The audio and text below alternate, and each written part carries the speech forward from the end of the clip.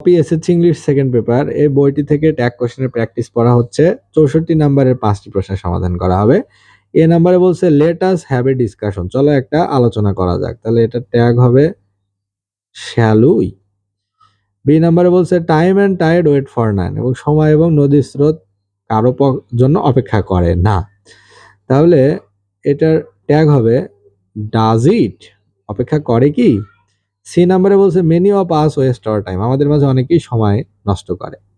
তাহলে এটা ট্যাগ হবে ডোন্ট উই।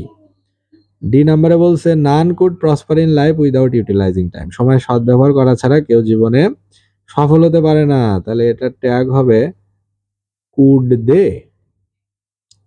ই নাম্বারে বলছে everybody should realise this truth, সবাইকে এই সত্য উপলব্ধি করতে হবে।